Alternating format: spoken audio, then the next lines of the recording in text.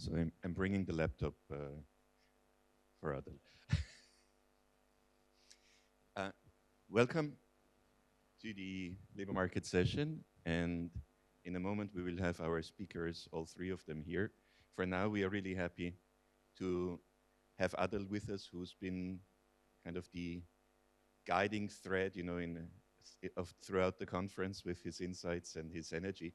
And it's really amazing to have him. Now, of course, introducing Adel to you is a little bit like, as we in Europe say, bringing owls to Athens. Everybody knows him. But of course, some of you may join us for the first time. And like me, last time I had the pleasure of being at my first ERF conference, not have had the chance to know him yet. So Adel is a professor of economics at Université Côte d'Azur in Nice. And he's affiliated with many prestigious organizations across the world, for example, with the Center for, okay, I'm not going to try, the CNRS in France, the Global Labor Organization, and also, of course, with the ERF itself. He's a founding member of the African Association for Artificial Intelligence and has negotiated for Tunisia in the COPs, in many of the COPs actually. Furthermore, he's a widely recognized academician, so I knew about his work long before I met him for the first time at the ERF conferences. And especially also that recognized work is reflected in editorships in several highly esteemed scientific journals focusing on climate finance, development finance. Now, as an academic, of course, what we always care about is that what are you most known for? And it is clearly his work on energy consumption, economic growth, and CO2 emissions in the MENA regions. But more recently, he has worked on sustainable development, on hydrogen, on low carbon energy, on blockchain, virtual realities. And I was very surprised that when we heard in the previous talk that the metaverse is dead, that you did not follow up, because you also have several recent publications on the metaverse. So, but today, actually related partially to labor markets. And so today we're going to talk about labor markets, and your work on labor markets, human resources is very relevant there. I will introduce the other speakers as they come online. For now, let's focus on Professor Adel. Please, the floor is yours. Oh, let me say one more thing. Even though most of my family lives in Switzerland, where clocks are very precise, we are in Dubai, where the speed limit that is posted is 100 kilometers an hour. And after somewhat expensive empirical studies, I can tell you that the flash will not come out before 125. So what we'll do is you have 15 minutes, and after 20 minutes, the alarm clock will start ringing, and I will mercilessly impose the time limit. Okay, thank you very much. I cannot manage. Yes, but thank you very much, sir, for the introduction. So I think that I'm going right to the topic, and I will just spend 15 minutes because I would like that the session can be more dynamic, and Emmanuel and Simone can bring their expertise more than me on the topic, especially for AI. As you know, most of you know that I have lost my laptop and my presentation also. That means that I am trying. This is not the presentation for the conference. This is another presentation, but more or less, I'm going to build on it. That's why, Shirin, it's not for all the slides that I will need. It's not a problem, but I will manage. And I started to look at the at digitalization and digital technology when I moved first I was in Côte d'Azur, then I moved to Paris Sud. Yes, thank you, Shirin. So I moved to the University Paris Sud, and we started to look at what we called at the time new economy. The new economy is the ICT, trying to resolve the problem of we are seeing technology everywhere, not in the productivity, and to resolve the productivity paradox by Solow at that time. And we have worked with a team, among them Emmanuel. Today she is here. on trying to understand this new economy and the characteristics. And I remember my first PhD working on the topic was Nesreen Amrani, and Nesreen was working on the concept of e-skills at that time. In 2008 already, we were convinced that these technology were not in the periphery of the jobs, but they are in the core of the. But when it will come, at that time it was just we think that in the future it will come on the core of the job. And we started by seeing how the skills can reshape the European labor market at that time. When we are at the time speaking about the e-skills or ICT skills, mainly there are three components of the skills. First, and most of the people understand this, what we call the instrumental skills. That means I can, for example, upload something. I can I can share my screen, etc. This is instrumental skills. That means that I can manipulate the devices. But this is the lowest level of the skills, because in the skills, the second level is what you call the informational skills. Informational skills is to be aware about the structure of the information. What kind of information you are facing when you are in internet. The diversity of the source, how to cross-check that this is really something real and not real, made by AI, not made by AI, etc. And here, if you look at that time, we are at the same level, and we start to work with some people in Netherlands. They are very good, by the way, on doing this. Van Dijk and Van der Sen. They have identified 9 levels and 9 layers of information. And people need to understand the different layer of the information and the information structure in order to be able to manipulate these things.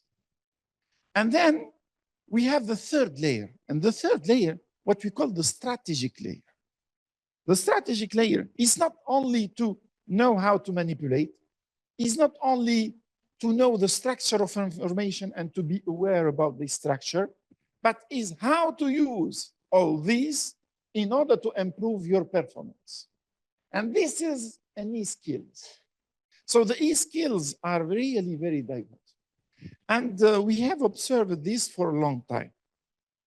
But what is happening is that, according to me and to the group of the people that I am working with them, we have seen 5 waves of technology arriving since 1970. And this, when the technology came, it came with a pack of technology and changing the paradigm. And now we are at the 5th, and we have this, what they call the Industry 4.0. That means that Industry 4.0 is these essential technology. These technology are coming together as a wave of technology. And when we speak about Industry 4.0, we need to speak about the adoption of pack of technology, not the adoption of one technology. And mainly, we focus on the adoption of one technology. And this is a mistake, I think, because a lot of work was done about the productivity paradox. And one of the explanations of the productivity paradox was that you need to understand that the adoption in the firm, at the firm level, needs to be by a pack of technology changing the organization, as was explained before. If you adopt the technology one by one and not changing the organization and the process, you have no effect. And moreover, you can have even disorganization. And there are some papers speaking about disorganization, adoption. So you can put the technology and you disorganize your firm at the end. So what I am going to share with you today, as some of the parts are already, I'm going very fast. Yes. What are the main expected now impact of this technology on the job? First, we have seen a lot of publication, and these publications were alarming. These publications are speaking about between 400 million and 800 million individuals could be displaced by automation. So the people are really afraid about we will have a mass destruction in the job market. This is McKinsey. If you look at Goldman Sachs predicts 300 million jobs will be lost. And all of them, the World Economic Forum is less, but 85 million jobs can be lost. And all of this prediction, I think there is an inflation in the way, because they are selling something after all. And we have spoke about this yesterday. So I think that we need to look at the statistics. And if we look at the statistics, the rate of adoption of this technology is very high, for example, in France, in Germany. But when you look at the statistic in the job market, we have not seen the increase in employment. In France, we have a decrease in the employment rate, even with the mass adoption with this technology. That means that we are saying something that is not happening, but perhaps it happened. But however, there is a change in the storytelling. And they are telling now that most of this destruction will happen in India and China. And as you see, the other figure, the first, they are speaking about 256 million jobs lost in China by 2020. It's mass destruction. And this is also alarming but I think the storytelling is not good. And the focus on distraction of the job is not the good way to see. The second fact, which is sure, is that we need to see what is happening within the different jobs. And here we have another story. That means that the skills set for any job is changing. And this is true.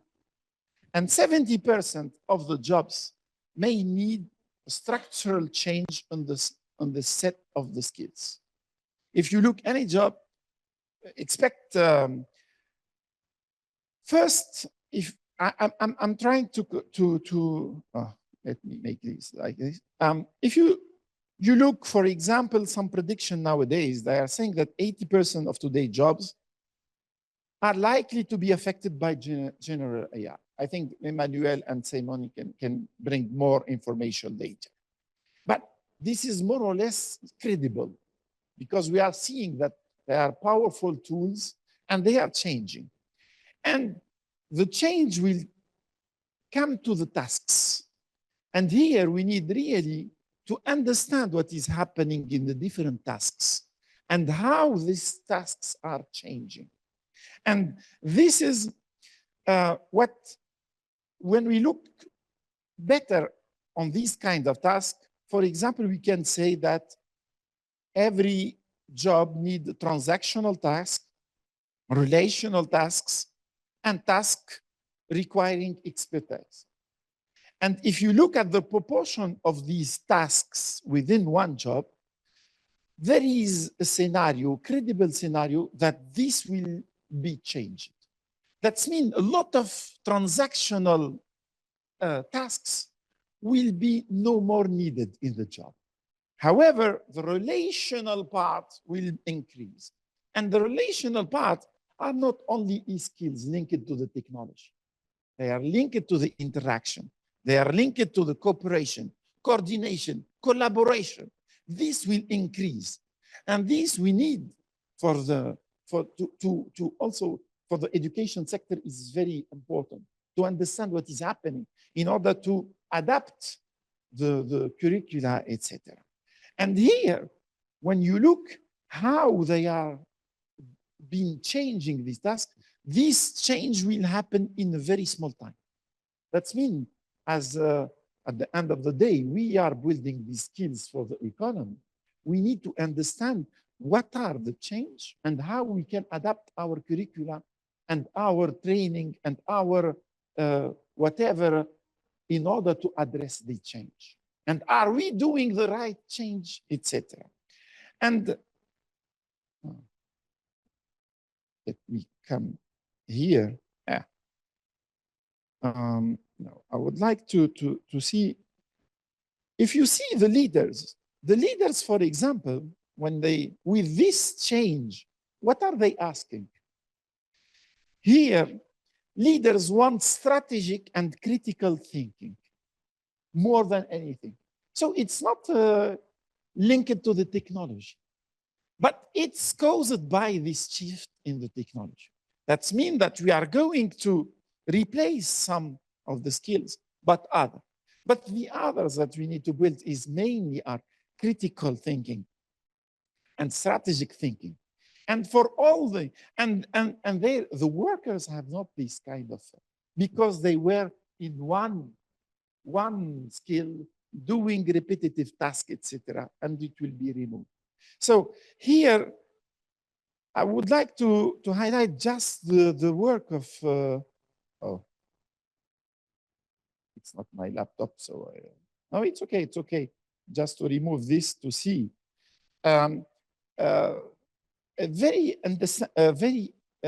I think this bar I want to, there is a very good paper by Darena Semoglu this year, wrote it, about what kind of tasks and the change in the set of tasks in the American economy. And under the AI revolution, especially the general AI. And he mentioned two types of them, the easy tasks and the hard tasks. And if you look at what he's claiming, is that we are going to remove all the easy tasks, replace it by the AI things, etc.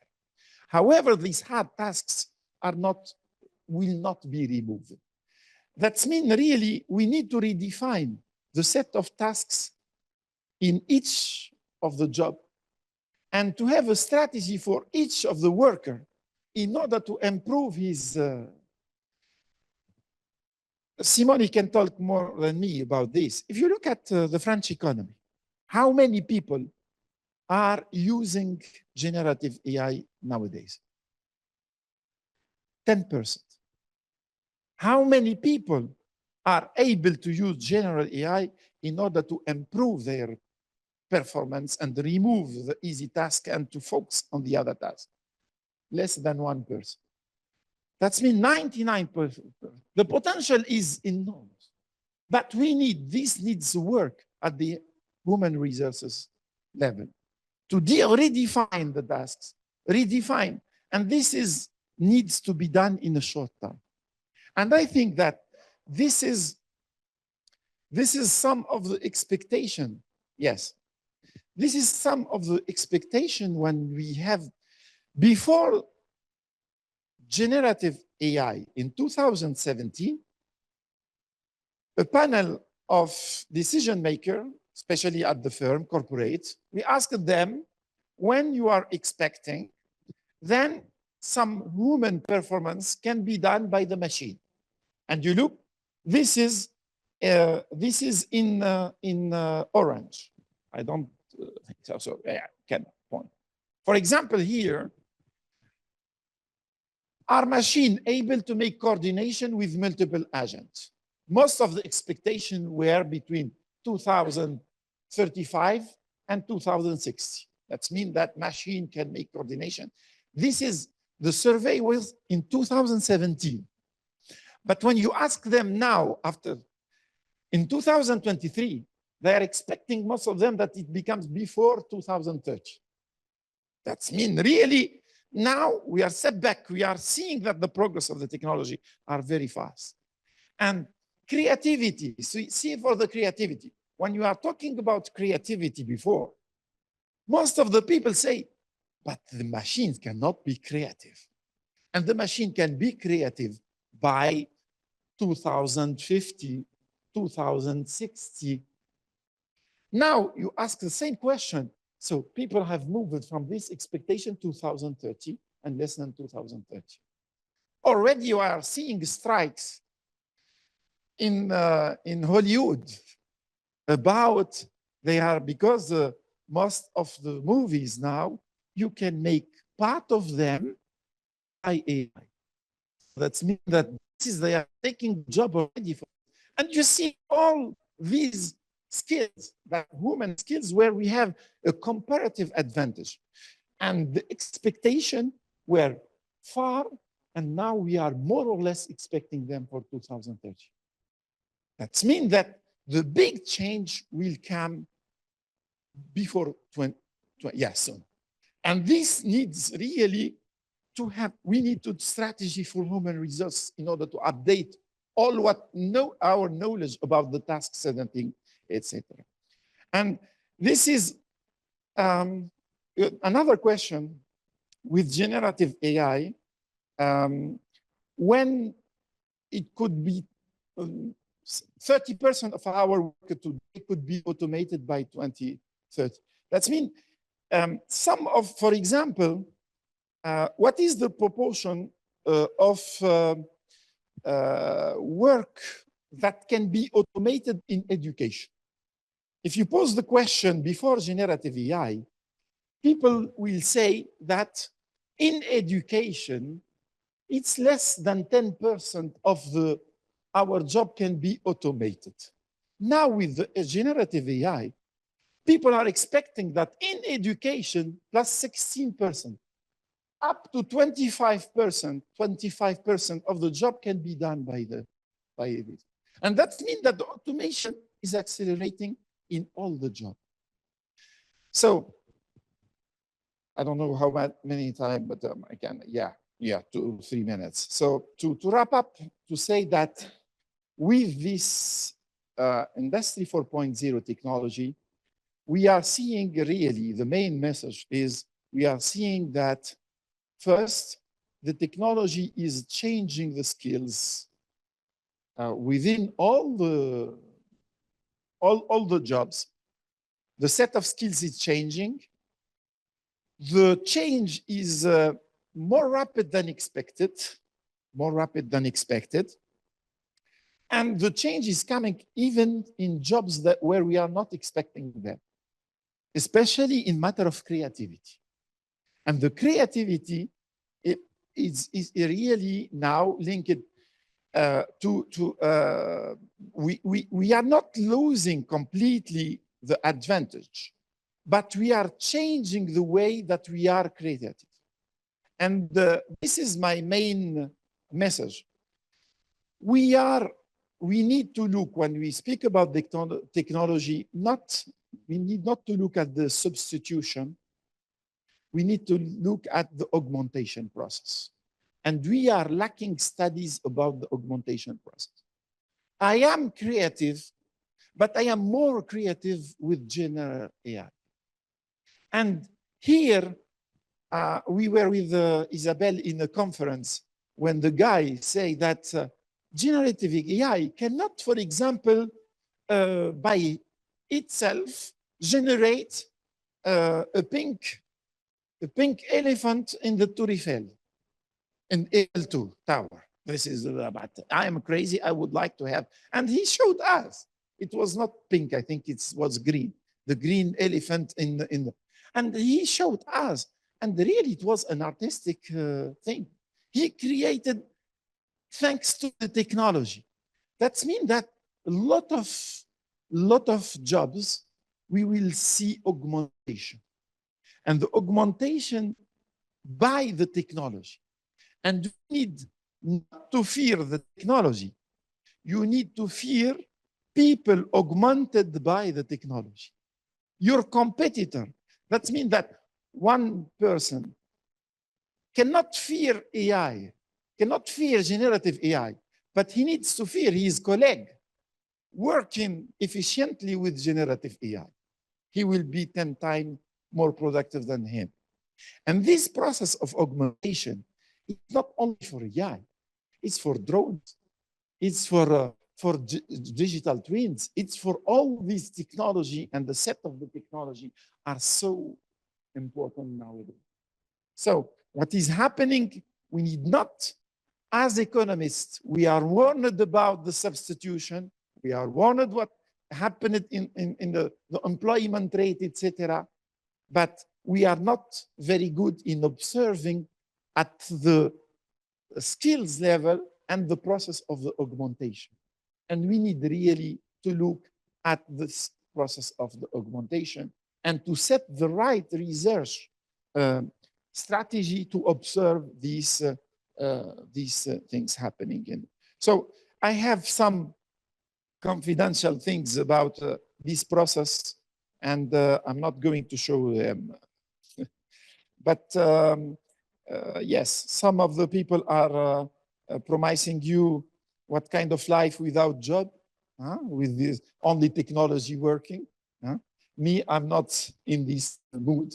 I'm saying that every one of us can be augmented with this technology, and every one of us, if he's augmented with this technology, can perform better his job. Thank you.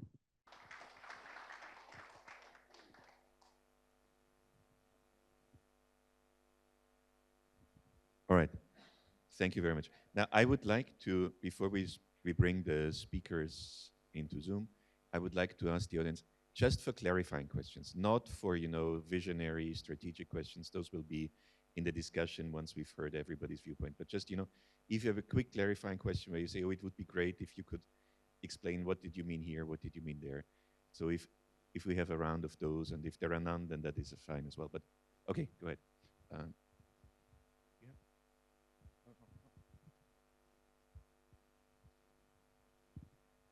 Thank you, Dr. Adel, for this wonderful lecture.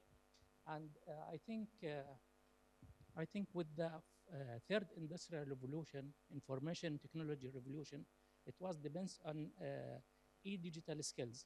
E-digital skills matching with the transactional leadership in organization. But in fourth industrial revolution, it depends on innovation and creativity and critical thinking. That means we have a new leadership style. It's transformational leadership.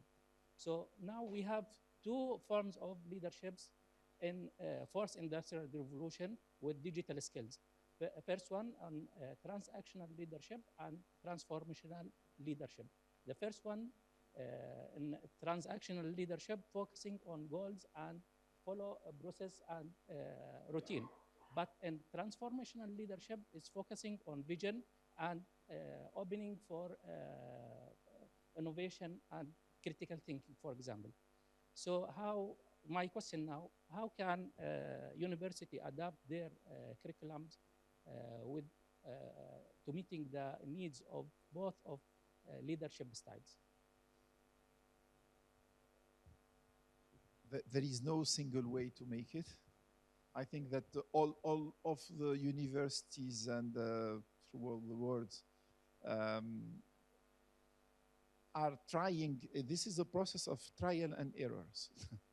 And you need really to look at what the others are doing. And there is no best way, I think. And I think that, for example, adaptability of the students, adaptability is key. And also, we need to start, I think, with the limits of the technology, even for generative AI. If you want to really to use it efficiently, you need to start by what is the limits? What are the limits? And if you start with the limits, understanding, then you can build any strategy. For the moment, people are starting by their, how can I say, hallucination, visions, things about the technology potentiality, but they are not focusing on the limits. And the limits are real. And if you understand them, then you can really perform better.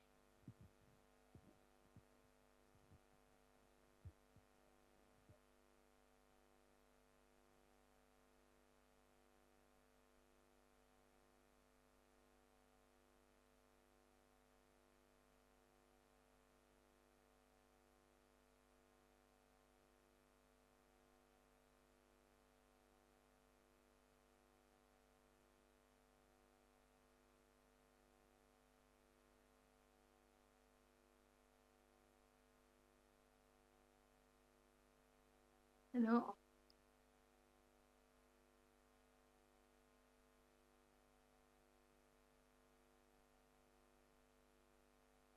Did they disconnect? No, they're still there. Disconnected. Yes. So, if there are any other short clarifying questions, because as I said, the main discussion will be afterwards. Okay. Thank you, Professor Adel. Quick question regarding the levels, the skill levels. Could you just delve a little bit further onto what are these skills and capabilities and how technology is changing those levels? I think this is a very good question, but it needs more time to answer it. And it's like what the previous session was. You know, when you look at something at the, for example, the shop floor, there is different layers and level, connected, not connected, etc. And this is the same when you are dealing with the way of understanding the technology and in performing the job. I have a clarifying question. Do you really need to interfere in this development as economists? Why do I ask that? The steam engine raised the same questions. Nobody is now asking if anybody lost the job. And somehow the system regulated itself. Yeah, you're right. You're right. It was the same electricity steam engine or even so. You're right. But now we have, I think that the storytelling of the technology and the industrial revolution is not the same. And this is what we are seeing around it. It's really something that not normal in a certain way. That's why it's making fear. And in my feeling, it's we are making people fear perhaps to adopt faster, but perhaps to not pose the right questions. So I don't know, but we are seeing that the storytelling is completely different and pushing people to adopt rapid technologies first, not to look at what are my problems, how to solve my problems, and perhaps the smartness, like yesterday's session about smart cities. The smartest is not to use the technology in some cases. So this is what is happening. All right. I see. There's there's a there's a moving transition. There's a fuzzy boundary between clarifying and very deep philosophical conversations. I think we will bring in the two panelists because we can really learn a lot from their insights as well. Thank you, Dr. Adel, for this fantastic starter of the conversation that will really raise, as we could see, already a whole bunch of questions that I asked to defer to the general discussion. And so now we have two extra speakers who are going to bring in an amazing extra perspective. First is Emmanuel Valkowiak, who's currently the Vice Chancellor's Senior Research Fellow at Armid University in Melbourne. And there she also leads the Future of Labor Lab, Gen AI, focusing on transformation of work. Her previous positions were in the US. She did work in the UK and in France. And one of those, she won the very prestigious Robert Solow Award for her work in Princeton University. Her research now is on neurodiversity, on digital transformation, on artificial intelligence and Gen AI adoption, more broader on economic policy evaluation and human resource management. Our second panelist is Simone Vannuccini, a junior professor of economics of artificial intelligence, and previously, among others, the director of the Future of Work Hub at the University of Sussex Business School. Now, Simone is at the University of Côte d'Azur. He studied in Florence, in Jena, and at Max Planck Institutes, and he has very, very fascinating and large amount of research on economics of transformation, economics of information, digital transformation, productivity, and robotics adoption.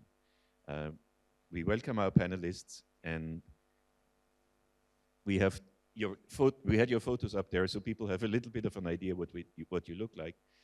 Maybe To get us started in the first round of questions, yes, exactly. Emmanuel, you've worked extensively in the area that we're discussing now. So given that we've had a focus on organization already from the early morning today until now, what organizational changes have you observed following the adoption of Industry 4.0 technologies? Thank you. So first of all, thank you so much for inviting me. I regret that I cannot be there in person, but I look forward to another opportunity to meet and engage with you all another time. Today, I'm excited to discuss the digital transformation and the future of work. And before just speaking about reorganization of work, I fully agree with what Adele said just before. We have all these bundles of technologies in Industry 4.0, but so AI, cloud computing, big data, and so on, virtual reality, and so on.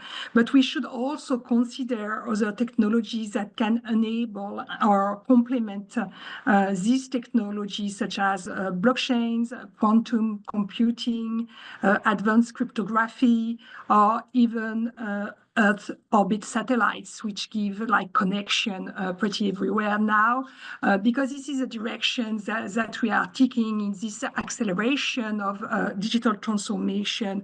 So with new technologies for trust, for combinatorial search, for privacy, and for global connectivity. And that's something also, in the tech infrastructure that is changing very fast and will accelerate what you saw about AI and all this transformation. However, as a panel focus on the future of work, it's 2 decades that I'm working on work and digital transformation, looking at the impact on workers and work organization in different countries.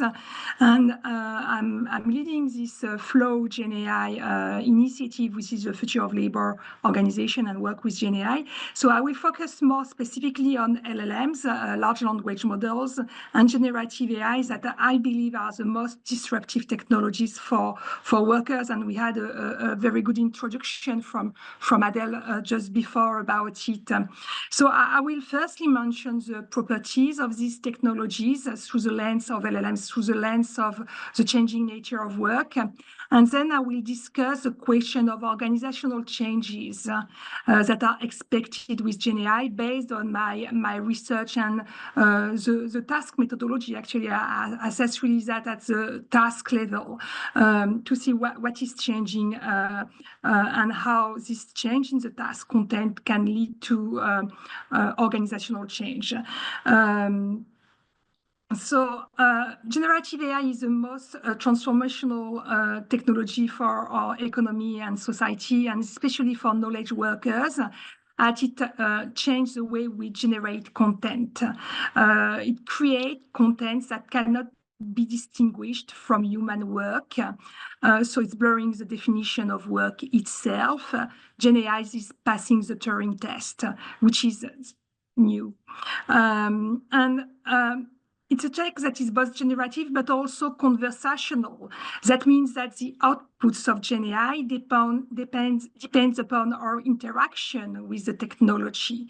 And so it represents a profound transformation in the human-machine interaction and collaboration as machine and workers communicate through a common language. So it involves new ways of working with technologies, and the way the technology is adopted, deployed within workplace will fundamentally change the way we produce, we create, and we collaborate. So we are talking about the transformation of production, creation, and collaboration. So with a similar approach that Adele presented before, I measured in Australia using the Australian classification of jobs and Australian data, the exposure to GenAI of the workforce, and I found that 37% of workers have their working time directly exposed to GenAI. And this is an impact that is comparable to what is observed in the US.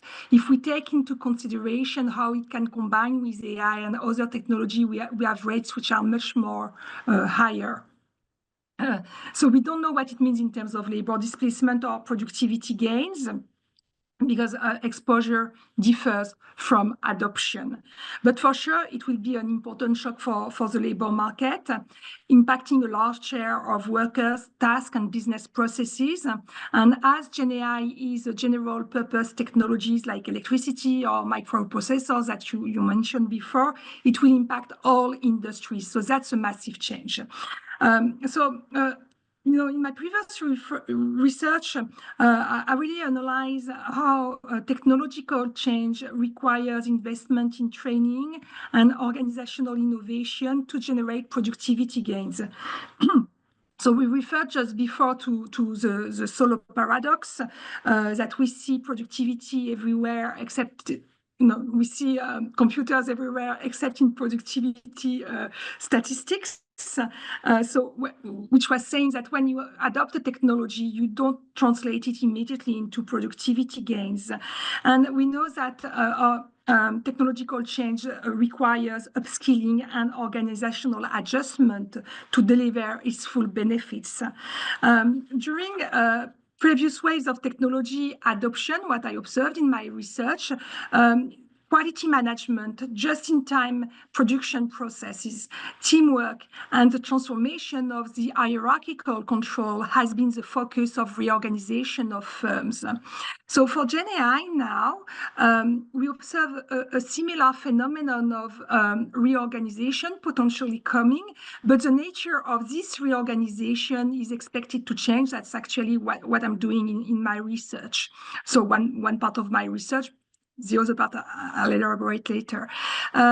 So firstly, my recent findings show that there are several sources of productivity gains, since GenAI can accelerate. So first element, it can accelerate the completion of some tasks, freeing up some time for workers to focus on higher value tasks. Second, it can generate additional ideas. Third, it can complete tasks that require additional skills that workers may not hold. And fourth, it can ameliorate the quality of an output in some conditions. So what it means that the skill content of jobs is changing, involving redesigning jobs and redefining the nature of work. So it is something new, but it's not fundamentally different from previous waves of technology adoption. So we adopted technology and change is working. It's changing at the task level and it's changing jobs, and we can have jobs, job displacement and creation of new jobs. That's not something new. That's a labor economics problems. What is new, I think, is the emergence of new AI risks, because these AI risks brings systemic problems.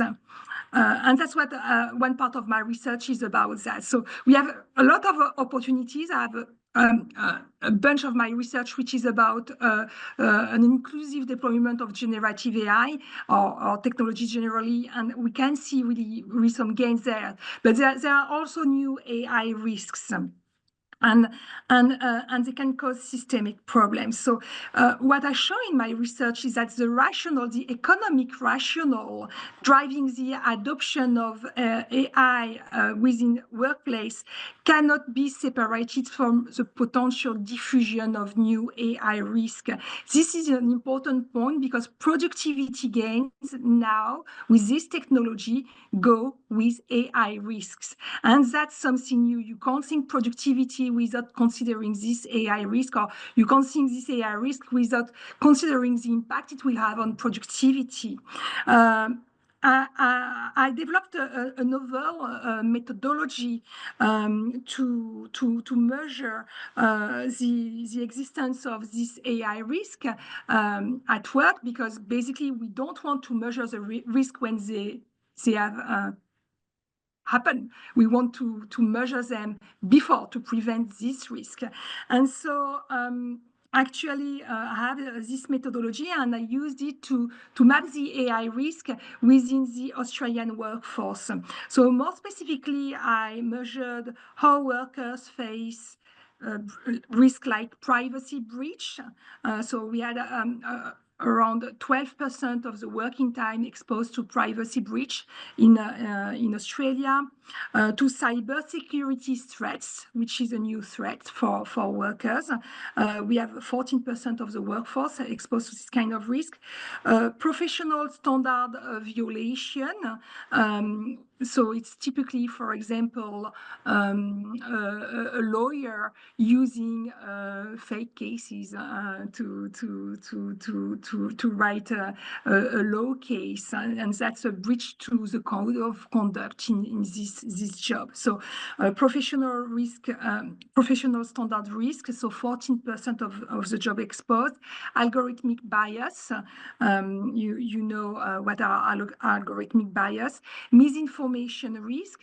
So here's the misinformation being not like there is the misinformation at the societal level, but also the misinformation when you do your work, okay? Or the privacy breach is that you give some confidential information from the firm to the outside, because you take an AI to write meeting notes, for example. So they are really business risky.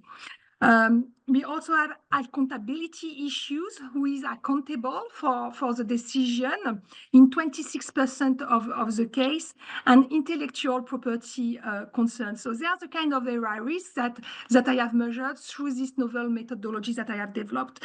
So I made some analysis of this risk, and I found that the intensity of this risk, so which is a combination of the accumulation of risk at work and magnitude of this risk at the job level, the timing of the transformation right now, or if it requires additional investment, and the nature of this AI risk, if there are more business risks or societal risk, require effective organizational adjustment in terms of risk mitigation strategies and upskilling strategies. And there are this kind of organizational change that I expect with generative AI. What kind of reorganization are implemented within firms to mitigate these AI risks? Emmanuel, this is fantastic. Thank you. Thank you very much. And I think it's really important to connect the organizational challenges to the challenges of managing these risks. And maybe we can get back to that also in the plenary discussion afterwards. Simone, welcome. And based on your research, in particular on AI, right? Do you believe that AI is increasing or decreasing the demand for high-skilled labor? How about low-skilled labor? Which skills and tasks in particular do you think are affected? And please, just like Emmanuel, try to limit your answer to the 7 to 10 minute interval. Thank you. Fantastic. So, well, thanks a lot for, well, to Adele and to the organizer for the opportunity to participate in the event. Also on my side, as with Emmanuel, apologies for not being there in person due to pre-organized other commitments, but hopefully there will be chances to meet in person. So as I was introduced, I lead the chair here on the economics of artificial intelligence at the University of Côte d'Azur. So there is the topic is very much of my interest. Let's see how we can elaborate further on that. Before getting onto the specific question that Christian asked, I wanted just to summarize, let's say, when we talk about artificial intelligence, at least for economists, what we're talking about, because that's important to be all on the same page. And usually, so there are many definitions of what artificial intelligence is, and many of them are very much subject to hype. So there is a lot of misunderstanding of what AI is. But when we talk about AI, generative AI being a subset of artificial intelligence, we're talking about a collection of software technologies. So software that does very specific, execute very specific tasks that usually are associated with human intelligence, but just emulate human intelligence, does not replicate human intelligence. So all the people that are talking about existential risk or AI taking over or AI becoming conscious, that's not what AI is now. And with very high likelihood, is not what AI is going to be in the future. What AI is now is software for prediction. And as we humans are very good prediction and pattern recognition machines, so our intelligence has good share of that element. Software that execute data-driven prediction is called artificial intelligence. So what AI does mostly, what AI technology does mostly, is to lower the cost of prediction. As many digital technologies and as many technologies actually in general, they do reduce some type of cost so that economic activities, incentives, and behavior, they rearrange around the reduced cost. So if you think about digital technologies, for example, the cost of search for information or the cost of experimentation of, let's say, online in creating your own content or even your own company has gone down. So you have a lot of entry into digital entrepreneurship or a lot of entry into digital content consumption, or you have exploitation of new business models like platform models for easing the search of information like Google or Amazon or whatever other platform that you like to use. So AI is doing the same, is reducing the cost of prediction. So all the activities that are prediction-based, so from generating a picture based on trained data of pictures on in the internet, or chatting with us based on text that you can find in online and offline content, or let's say classifying anything from production mistakes to allocation of resources to logistics to even science search. So the Nobel Prize to DeepMind and AlphaFold has been given to an algorithm that, let's say, predicts the shapes of protein. That is what is happening with AI. So if we want to understand the impact of artificial intelligence on labor and skills and occupation, we need to have that, to keep that in mind. The other thing that we need to keep in mind is what Emmanuel and Adele already said, that we're not talking about AI as a single technology. What we are talking here is about system technologies, so collections of technologies that are interconnected and make them economically and societally viable or not. So when we talk about AI, for example, you should think not only about the algorithm, but we should think about the compute infrastructure, we should think about the talent, we should think about the data. So AI at scale, the use of AI at scale is being enabled by the fact that we have very powerful computing power and high frequency, high dimensional data available. But these algorithms, they exist since many years, even though they have been improved. So it's the combination of different technologies, and then you put together, or on top of that, indeed, robotics, which is not AI, but is the physical embodiment of automation capabilities. And you put on that sensors, and you put on that Wi-Fi, you put on that Internet of Things. You have a complex system of technologies.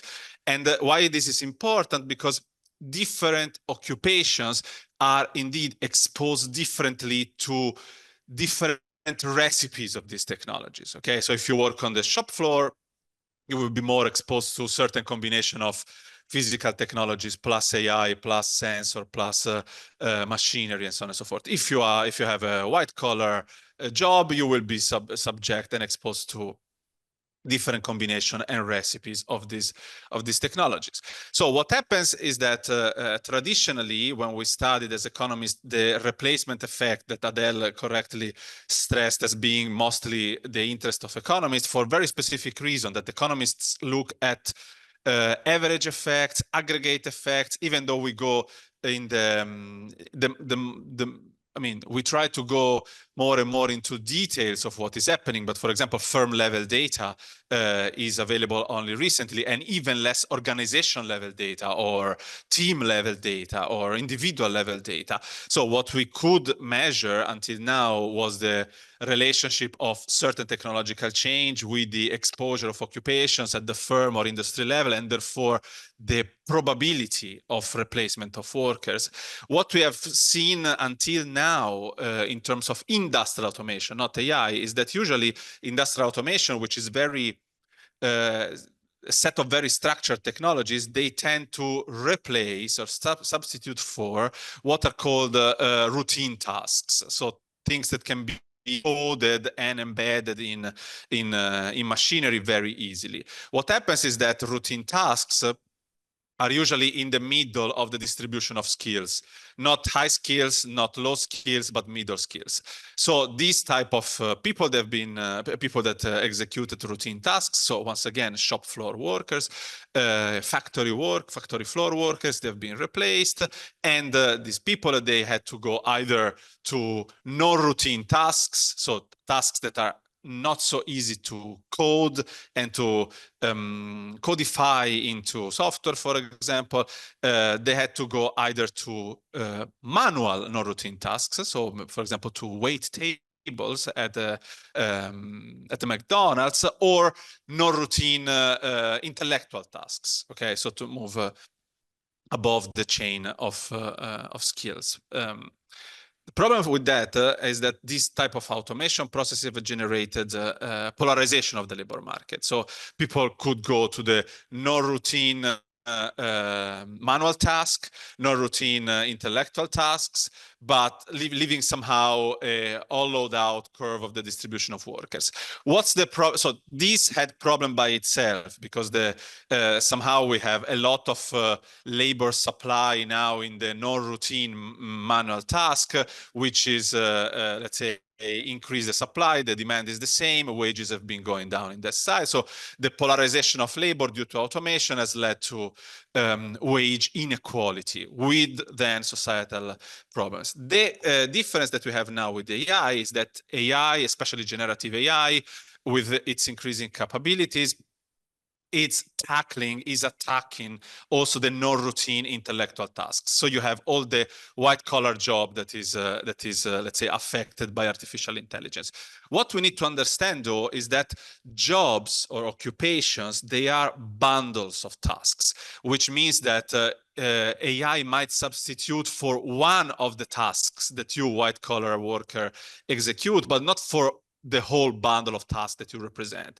It might substitute for drafting a document, but not for being able to speak in public, let's say. So what is happening is that we see not really substitution, we see fluidity of occupations around these new technologies. Now, this is important when we talk about AI, so occupations and then companies and then industries that use AI. We're not talking about AI production, so the companies that produce AI, which is a second point, which I'm gonna talk about later in a second. The problem that we have here is that AI is progressively conquering the white-collar job, for example, so it becomes a smart assistant of white-collar work. But in doing so, very early work in the economics of artificial intelligence, what we have seen is that AI, let's say, the marginal effect in increasing the productivity as a co-pilot or a co-worker or a smart assistant of AI is mostly at the bottom of the distribution of productivity of white-collar workers. Translated, AI helps the most the least effective, the least productive workers in the cognitive tasks. This seems a good thing until you start to think about the bargaining power of workers. So the issue here becomes, if AI is increasing the performance of the least productive worker, why the most productive worker should be paid more?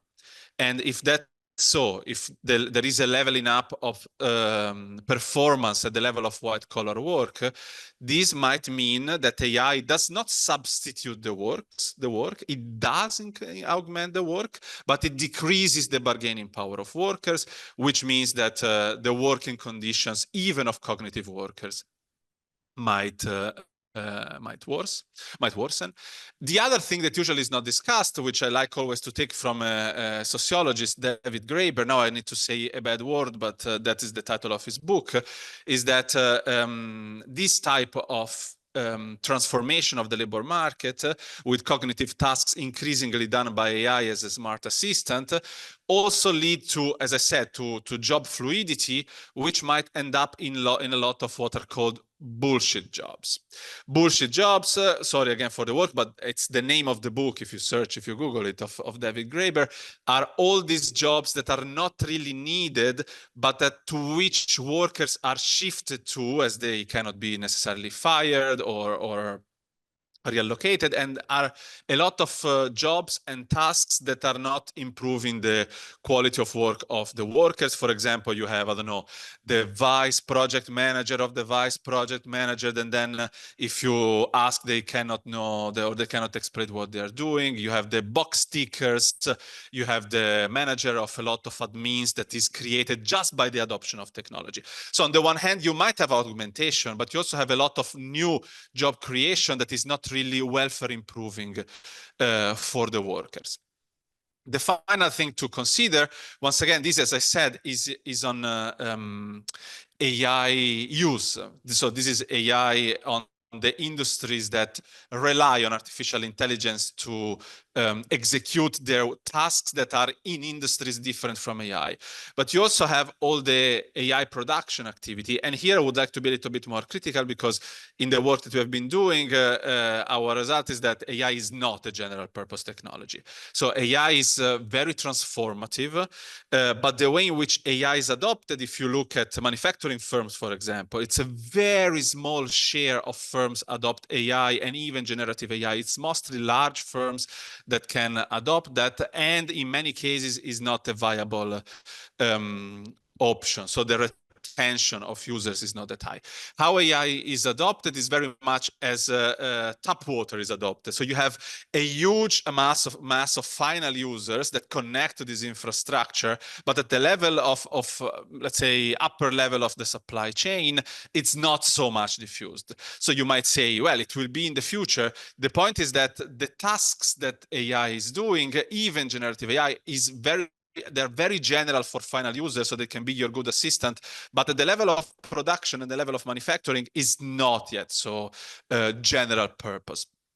And finally, let's say, there is the production of AI, and this is where some work can be created, because there is an increasing competition to produce AI systems, because we consider AI a strategic asset at the local, regional, national, supranational level.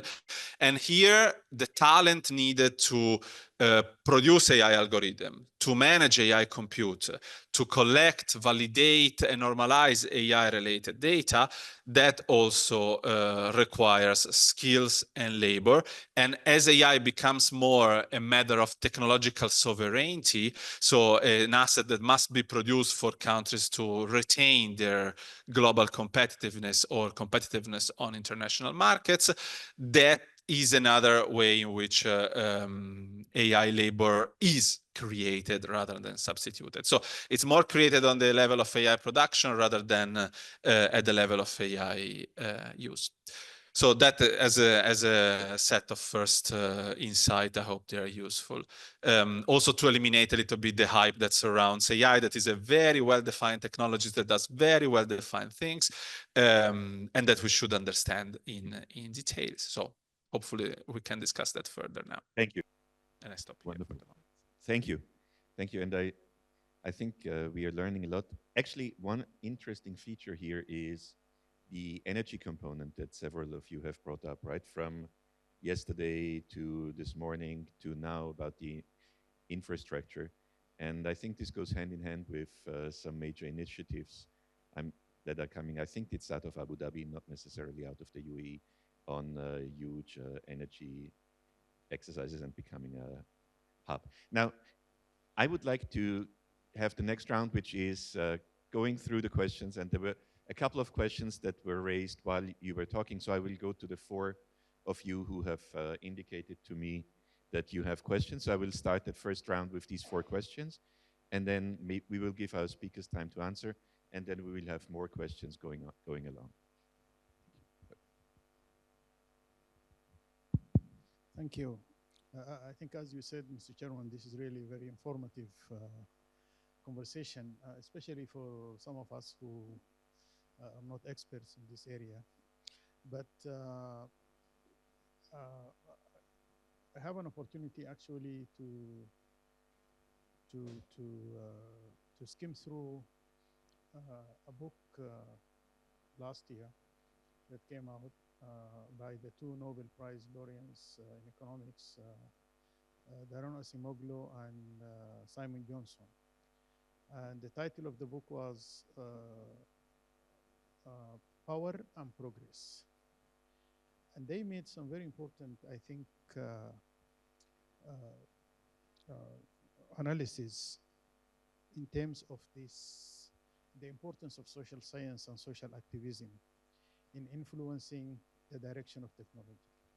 And they argued that actually, if the direction of technology, especially, they traced the technologies since the last 100 years or so, but they particularly focus on the digital technology, automation and AI. And they say that if this course of development of technology is left to high-tech billionaires and engineers, their best interest, in terms of professionally and financially, is basically first and foremost is the most sophisticated technology that they can master. And so therefore it is very important for social activism to influence the course of technology so that AI as well as automation becomes labor augmenting rather than labor replacing. This is a very simple way of putting their argument, but I think this is a point that I think Emmanuel, I think, was alluding to. Thank you. Thank you. Yes, Dr. Hassan. Thank you very much. I have a couple of actually inquiry because I'm getting a bit confused about the trends that is that is going on right now. I saw Adel graph that basically shows that people are expecting things that have been put to happen in the 2050 and 2060 in the next 5 years or so. What came to my mind is the first, for me, book that talked about the fourth industrial revolution in detail, and that's Charles Schwab, as you know, the chair of the World Forum. And in his book, he has a table, I think chapter 2, that talks about the tipping point expecting to occur by 2025. Okay, and that table, and I'm reading from the table right now, has been constructed by a huge survey of people who are specialized. And here is what they expect the mega trend to happen by 2025. That's almost now. Says that 10% of the people will be wearing clothes connected to the internet worldwide. 91% of the people in the survey expected that to happen. 1 trillion sensors connected to the internet by 2025. Again, that's 90% of the people expected that to happen. 10% of the reading glasses are connected to the internet. 85% expected that. The first 3D printer car in production. 84% expected that. 5% of the consumer durable product are printed in 3Ds. That's 81%. And goes on. I don't want to take the whole time reading this expectation, which seems to be very exaggerated right now. So where are we? And probably the best research to be done, why this did not happen. Some of the prediction are apparently close to what is going on right now. They expected, but this is again a minority of the people who are expecting. The first AI machine on a corporate board of directors. It happened in 2025. I don't think we heard about it. So where are we, and why the technology that they expected to have this huge leap never happened? When I read this book, I wrote an article in one of the newspaper in Qatar, expecting that the 3D printing is going to be everywhere, because they said it's about 5% of the consumer goods is going to be 3D printed. The phrase, what is it? The mix between consumer and producer, co-producer or something to that effect. The 3D printing, supposedly the icon of the fourth industrial revolution, never actually took off. And if the 3D printing took off, you're talking about change in the system, right?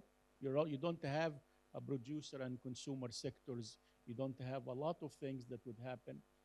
So there is huge technological changes that's supposed to be happening and never happen. Does anybody really worried that what we are talking about right now might stall, might not happen? And this is a good point for research for people who are talking about it. So I'm just wondering for my colleagues on the other side of the town if they have thought about this. Thank you. Thank you very much. The answer? Oh, no. I said we collect the first round, and then we give the speakers an option to respond. Okay. Hi, this is Shripad. So I'm not a researcher. I'm a practitioner of Industry 4.0 for manufacturing sector. So I create Industry 4.0 implementation roadmaps for my customers. And I mean, everything that was talked about is very, very relevant. So the next step is to actually upskill and actually cross-skill the workforce. So my question is, when I look at mechanisms of doing it, I find that there are ways in which you can teach manufacturing to manufacturing guys, and there are ways in which you can teach AI to AI guys. So I wanted your views on who are the entities that can help teach AI to manufacturing. I mean, what kind of organizations undertake this activity if my customer would like to engage with such an entity for upskilling or cross-skilling? What kind of companies, what kind of training institutes, are these universities, are these training? So I wanted to understand who are the most suited to take up this upskilling or cross-skilling activity. Thank you. Thank you. Now, maybe for the first round, we will have a brief set of answers from our presenters. Dr. Adel excuses himself. He will be back in a few minutes. So if you have questions directly for him, please hold them until he can hear them again. And again, he lost his computer yesterday, so I think a lot of his current management is to try and recover that half of his brain. Okay, so ladies first, Emmanuel, please go ahead. Thank you. Yeah, so for the first question, I do fully agree about the augmentation substitution scenario. And I think going on Acemoglu and Johnson, the key element is also how those technologies actually impact on institutional change and the new forms of institutions. And we you know, I'm part of the blockchain hub, so there are people working on institutional economics and plenty of other things, but really their point being like technologies becoming also a new form of institutions for coordinations, for governance, and so on. So, but the underlying questions being how does it augment workers, how does it serve humanity in a way? So I do fully agree. Just to go on the second questions on barriers to adoption, I thought about that long ago, so not for the last generation of technologies, and organizational change are really the kind of barrier. And if you think about generative AI, you know, why firms are banning generative AI from workplaces is because they are concerned about intellectual property, privacy, or this kind of AI risks that I mentioned. So we cannot ignore them. However, I still believe that the improvement in the technology stack, you know, with orbit satellites and so on, that's really an amazing change that we are observing. And when we talk about Gen AI, we should not forget that this is the fastest growing technology that we have observed after, so I've got the figures there, after November 2022, there were 13 million users. So basically, they did in few months what it took to Instagram, Facebook to do in several years. So we can't say that it's not moving, it's not adopted. After perhaps the prediction of Schwab were a little bit overestimated, but I would not expect so. But the key point is that the technological change with Gen AI, there was a shift, there was a leap in the transformation of work processes, I think, really. And so sorry. And for the last question, I didn't answer to the last question about mechanism of upskilling. So I'm not sure what kind of institutions they can be, kind of education with tech companies. I think what Simon said just before, like this kind of multidisciplinary training, because you need to have a double expertise, the tech one and the manufacturing one, and that's really this kind of transversal skills that need to be built. And so you need to have experts on both sides that are providing these upskilling strategies, so they are customized for the need of the workforce. Thank you. Simone. Yes. Also, I really apologize, but after this intervention, I need to leave because I give another talk. But so apologies for that, but I will try to be as exhaustive as I can. I will just pull the answer to the first and the third question. I mean, once again, Emanuele already gave very nice insights, so thanks a lot for that. And on what I would like to add, or at least from my perspective, is that we tend to see the evolution of these technologies, AI, but also others, as deterministic. This is a view that is very much, unfortunately, pushed by people like Schwab or others that have been cited, so that the technology is introduced and it will follow a certain path and it will for sure go in a certain direction. Instead, indeed, what the argument of Acemoglu, but many others, there is a whole field which is called science and technology studies that suggests that there is a social construction of of technology. So there are many ways to build the technology: more inclusive, more democratic, more monopolized, more competitive.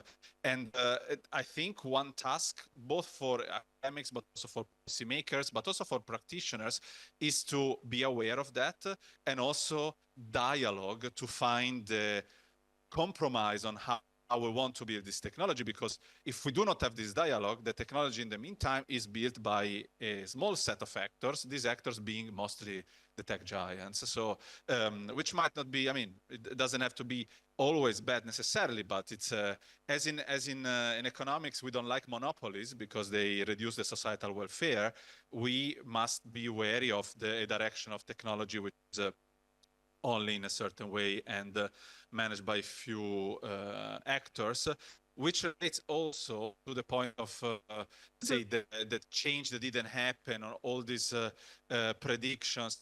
I would be very cautious indeed, and I share the preoccupation of the person who asked the question, of relying so much on these predictions. So it's like the old saying, you cannot trust a person to change their opinion when their salary depends on that. So a lot of these predictions are future building scenarios. What they do not really build upon is a solid understanding of the technological feature of the technology that can be tracked as they evolve. So indeed, if AI is the prediction technology, which are the industries that are based on prediction? If robots are, let's say, based on actuation and action, what is the type of technology that can substitute actuation with AI? So these are the type of tracking of technological trajectories that we can do. In academia, there exists a lot of that. I would totally recommend to read the books of, you might have heard about her, but Professor Carlota Perez, who studied the long waves of technological development and had a better, in my opinion, classification of the periods of the technological revolutions rather than the World Economic Forum necessarily, because that is more solidly based on an understanding of innovation and technology. So a lot of technical change might not happen, a lot of prediction might not realize, and that's fine like that. We just might be serious on how we study the technology. And which also relates to the comment that was done at the very, very beginning after Adele talk about somebody who said, maybe we should let the technology evolve by itself.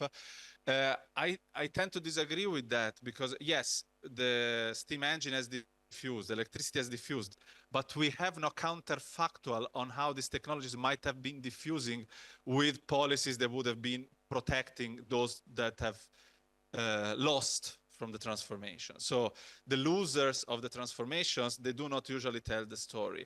And we have no counterfactor for that. And we have no estimation of all the losses that we as a society incurred for this technology to be diffused.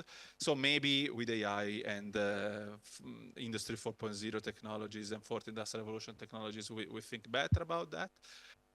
Finally, which are the entities that can help? That's a very hard question, because we are a little bit short of institutions that have expertise both on the academic and the practitioner and industry side. So, for example, here in France or in Nice, where we are with Adele, we have an institution which is called the École Française de l'Intelligence Artificielle, so the French School of Artificial Intelligence, that has been tasked on purpose to be able to deal both with academia and industry.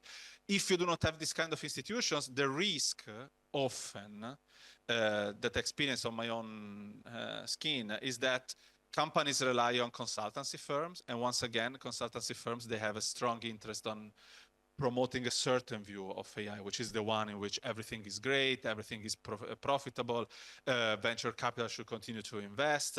So it risks to be, doesn't have to be, but it risks to be a biased view.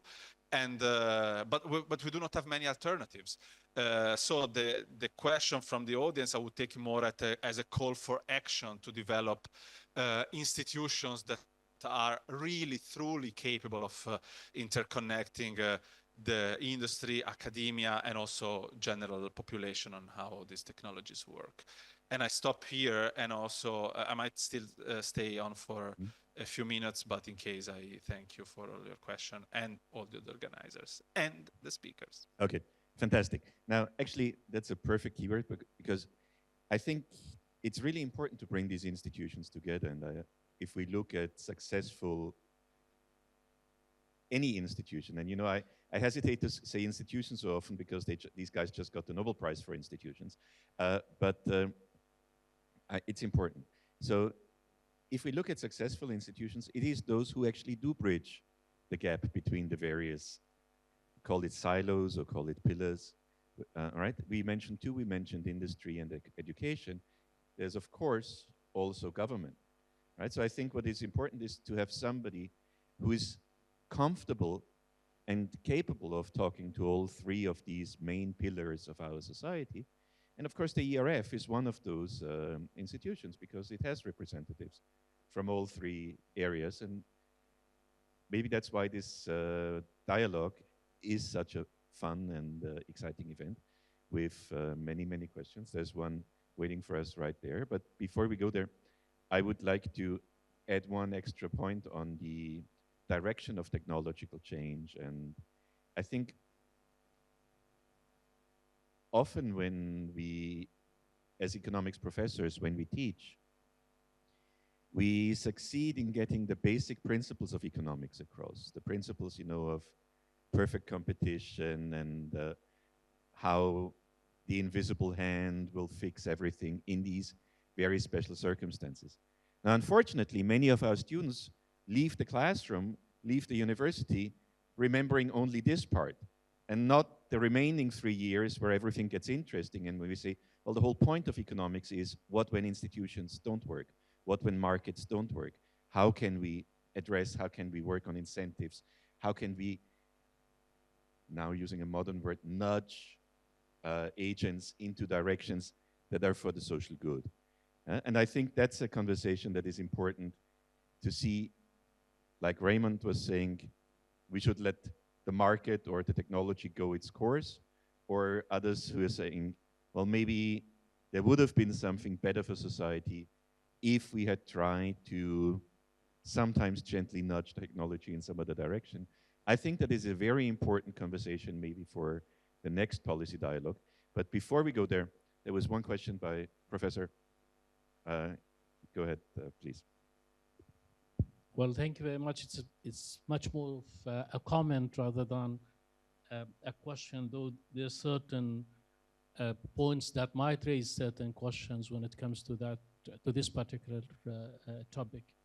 I remember back in last April, I published one research article on AI, gig economy, and unemployment with some at least insights on the Arab world. And since then, at least given that I write a weekly article in one of the newspapers in the region, I wrote at least 3-4 articles talking about the same topics that I would like to pinpoint here, and that Dr. Adel has mentioned, as well as Dr. Emmanuel talked about. Number one, the issue of matching between demand and supply in the labor market is not as traditional as it used to be. It's a very moving target. Demand is changing around the clock, and all reports says that such structure has moved to the extent that universities or any type of education is not anymore about certification, because if we keep on giving certificates only, then we will end up having piles of unemployed youth, and especially when it comes to this part of the world where youth is almost 60% of the population, then you are creating a huge ticking bomb before policymakers. So universities, education system has to move from certification into qualifications and skills building.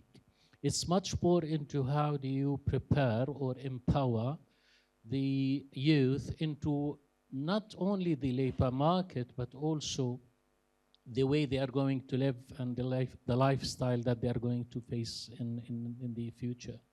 This last summer, I was in UK, and a report by BBC was saying that 40% of labor today is working remotely, of which 25% are working from cafes and parks and places where they have internet.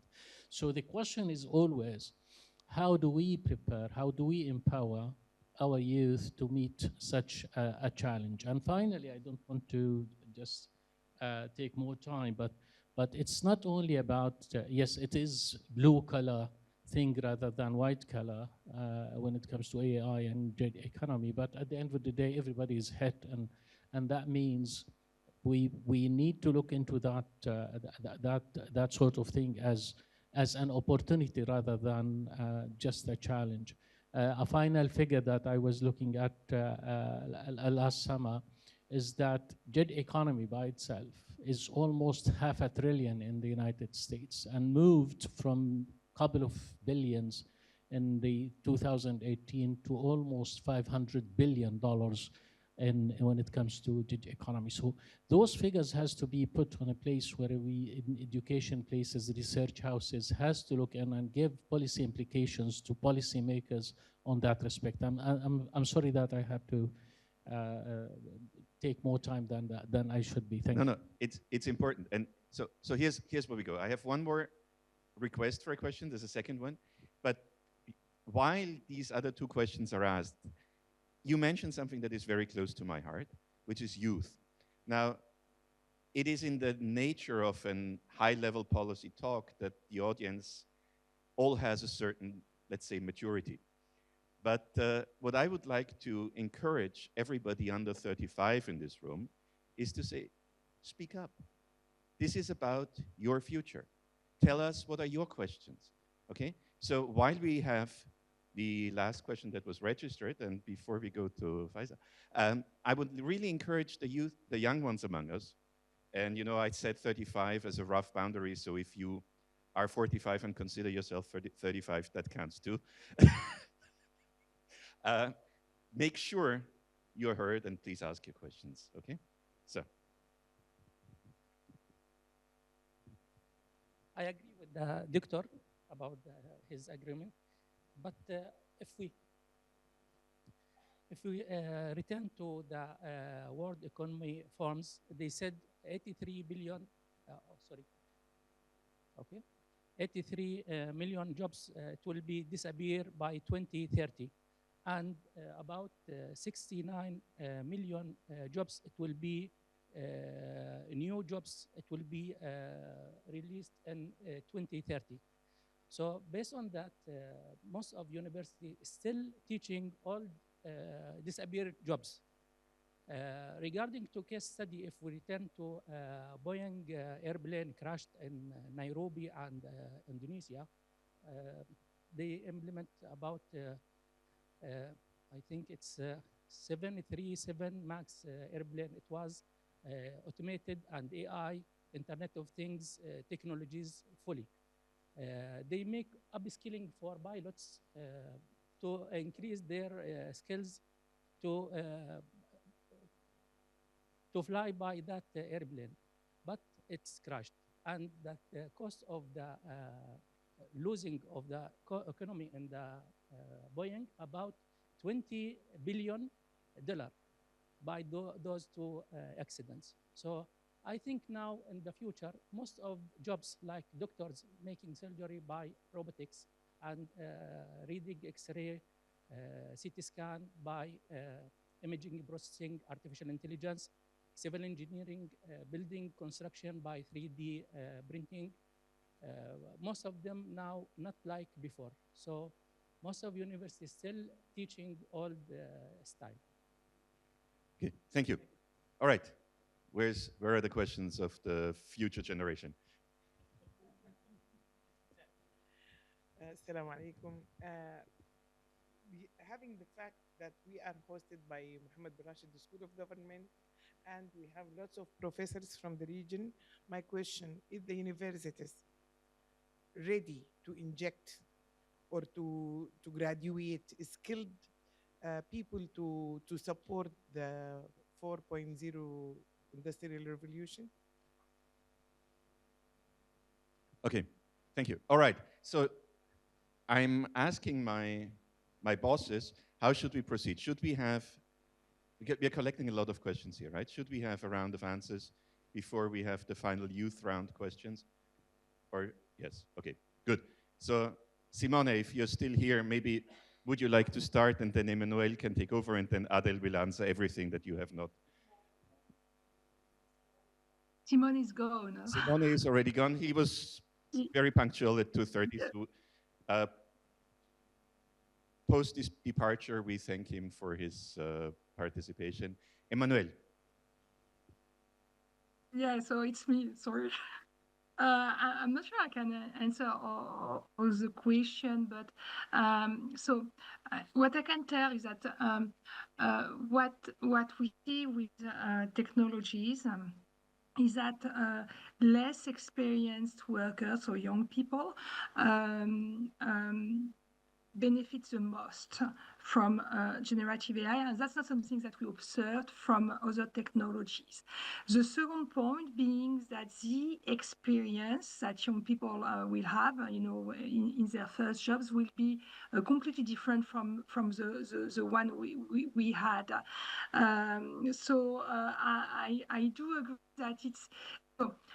If you look at the statistics on the labor market, there's a paper of, I think it's David Autor, who made an analysis between 1940 to 2018, and they found that 60% of the job in 2018 did not exist in the 40s. 60% of the jobs, okay? Which means that there will be a massive creation of jobs. So we don't have crystal ball to predict what are exactly those jobs and the skills required. And I fully understand that it's a challenging time because there are a lot of disruptions. But yeah, the key element is that basically young people will have to navigate with these technologies, and they will have to learn with these technologies, but to learn and to become experts without developing the same kind of on-the-job experience that other people had. And so it's changing I would say, like the learning process for young people and the way they accumulate their experience. I think the other questions were for you about what is done for in the institutions. Sure. Okay, so maybe to summarize a little bit, I think what we have heard so far, right? I think prediction is hard, especially about the future. Thankfully, one of the first things we teach when we teach forecasting is you constantly revise your forecasts. And we saw that in Adil's presentation, and we may also want to do that in our fear or anticipation of doom for generations to come. So usually it's in our hands. We are remarkable in adapting to society and to changes. So we should do that.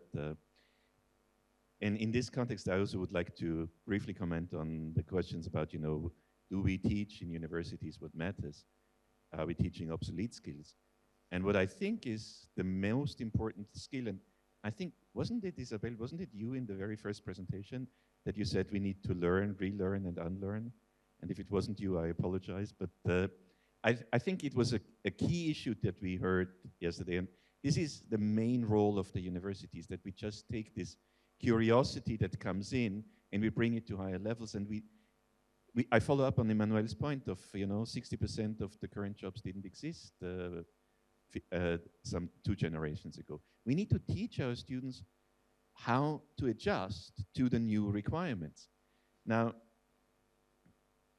okay, I don't want to plug my university too much, but that was the motto of NYU, to teach people the jobs that they will have in 30 years. And then, I always have a little bit of a struggle with my provost when I insist on actually teaching them something that they need today as well. So, because they need jobs initially before they become the managers and the CEOs in the future, right? So I think that is the tension that the universities face, is we know that whatever we teach now will be obsolete in 10, 15 years, but for those 10, 15 years, people still need to navigate the world in which they live. So we teach them that, plus we teach them how to adapt to the coming challenges. Now, there are several alarms going off around me telling me we really, really need to conclude this session. I promised the youth you have a voice, so if there are any questions from the audience under 35, now is your time. Going.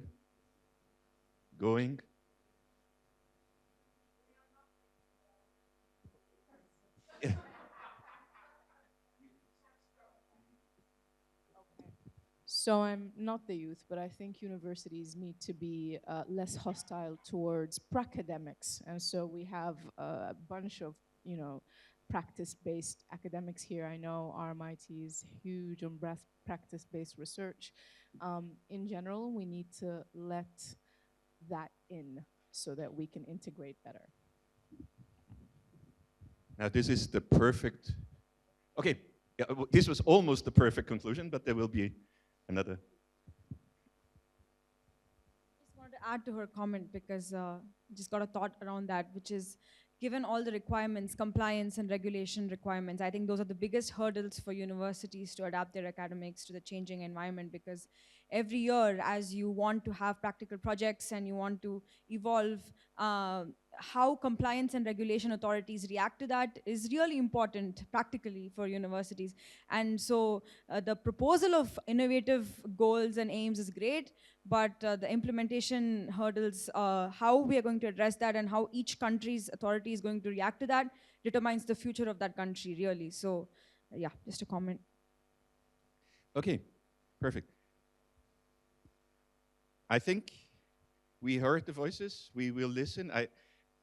But the one conclusion that I would really like to draw from the session that has come up over and over again is all the three pillars of the society, industry, academics, government, we need to work together. We need to create incentives to work together. I think, like Raymond said, many managers don't have the incentive to bring in technological change. Many academics don't have the incentive to interact with the government or the private sector.